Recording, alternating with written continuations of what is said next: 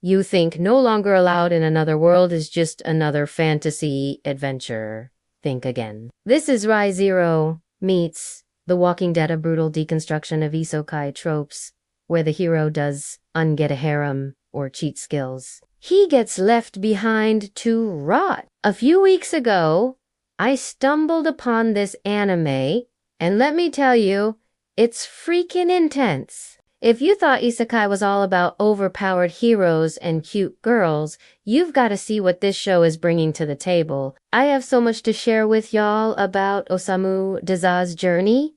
I'm going to start by introducing our main character. Osamu Dazai was summoned to another world as the hero's party's strategist, but things didn't go exactly as planned. When a mission goes wrong, his own allies frame him for treason and exile him to the monster-infested wasteland. Now, his former friends are celebrated as legends, while he's branded a criminal, hunted by both humans and beasts. The only thing keeping him alive. Sheer spite. Armed with nothing but dull survival skills and trauma, Osamu must navigate a world that hates him, uncover the real reason he was betrayed, and decide if revenge is worth becoming the monster they accused him of being. This combination just makes the story look gorgeous, and it also has this hardness which I absolutely love. Now,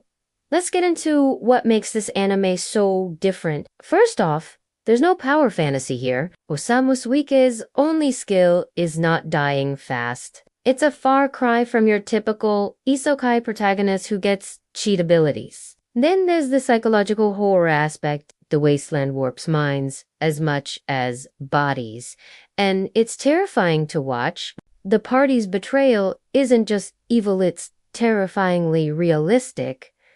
And don't get me started on the art style. It's gritty, almost grotesque, emphasizing the ugliness of survival. I left the show running for a few episodes, and this is when all my hopes for a typical isekai got burned up. The psychological toll on Osamu is palpable. You can see him changing episode by episode from an idealistic nerd to a broken survivor. It's like watching a car crash in slow motion. You can't look away, but it hurts to watch. Our next point of interest is the antagonists. These aren't your typical mustache-twirling villains. Osamu's old party members aren't evil, they're cowards. Their actions are disgraceful.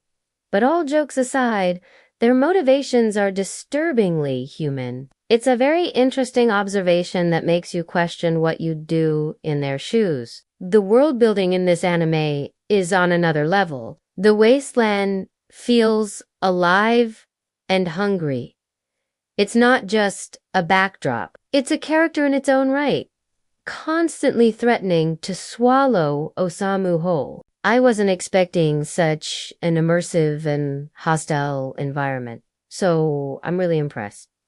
Now, let's talk about the ending. Without spoiling too much, it's a bittersweet climax that redefines justice. It's not a happy ending in the traditional sense, but it's satisfying in a way that fits the tone of the series perfectly. I think the problem has to do with our expectations of isekai endings, which this show completely subverts. Long story short, No Longer Allowed in Another World isn't about winning, it's about enduring. It's Berserk without dragons, shield hero without redemption, and the ultimate what if isekai sucked story.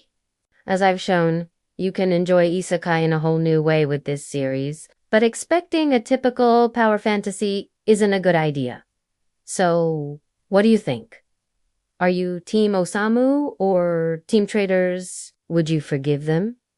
And how far is too far for survival? Scream your takes in the comments below. I hope you enjoyed this video, and I'll see you in the next one. Like and subscribe for more anime that stab the genre in the back. Bye bye.